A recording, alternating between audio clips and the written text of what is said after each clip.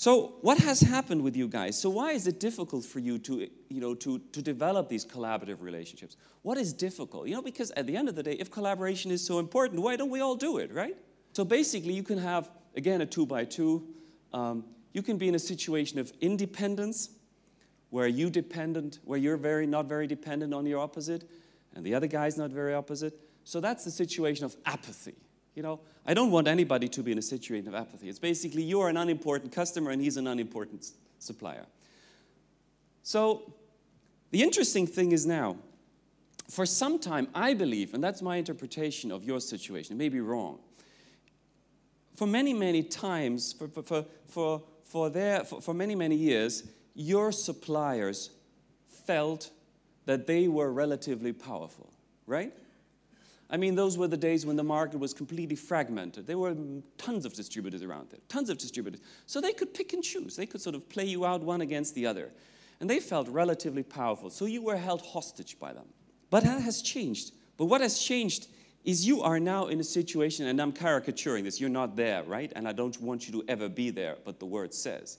But you're actually going towards a situation where you are more powerful to some degree, or at least more important than your suppliers. Or at least your suppliers realize that they cannot just simply exchange you anymore for another guy because you're growing so fast. So what has changed is there's been a shift in the balance of power. And you're in that period of transition where before the suppliers were powerful, you are starting to be more powerful. But then the good news is there is a situation, and some guys, it seemed like the Timken guy again, he seemed to realize that that you should be working towards an effective partnership, because actually you are both interdependent. I mean, they cannot sell without you, and you cannot sell without them, right? And that, I think, was very interesting to understand that there's some bigger suppliers that actually realize we have to change the way we work with Brammer. Of course, Brammer also has to change the way they work with them, but in a way that you work towards interdependence. It means accepting that I have to deal with you, and you have to deal with me. The interesting thing is power is about promise, because what you can actually do is you can promise somebody something positive, or you can reward somebody with something very positive, right? On the other side, you can threaten somebody. A threat it doesn't hurt. A threat doesn't hurt. It only hurts once a threat becomes punishment. And the same way, a promise doesn't feel good until it becomes a reward. So Ignacio Lopez was the slasher. He was in the automotive industry in the early 90s. He was sort of discovered by a guy at, I think, GM, and then he was sent over to Detroit.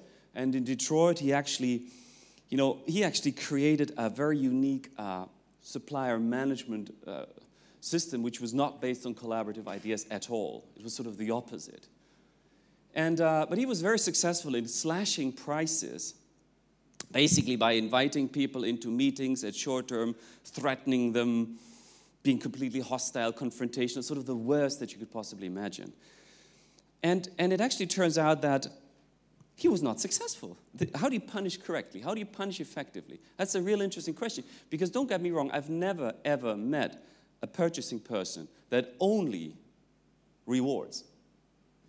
So my research basically found out that, as we all talked about, and the woman from Gates was very clear, information sharing actually increases supplier trust, satisfaction, reduces conflict. And that if you actually work with a customer that you think is very important, for example, if all of these customer suppliers think that Brammer is important, then they actually enjoy this much more, working with you because they think you're actually growing and you're actually doing a good job, rather than working with sort of a distributor who's more on the losing side of the world. The interesting thing is that actually, if a customer punishes a supplier, that actually has a negative point of view. But let me get straight to the punchline. And my research clearly shows that there are two conditions under which you can work with a supplier and be very effective in rewarding and in punishing, sort of the whole instruments of this. And the way to do this is very clearly that you have to help the people at the same time. Whereas if you think about somebody like Toyota or Honda, they're also very tough. We saw those lines. But on the other side, they were tough, but they were also helping.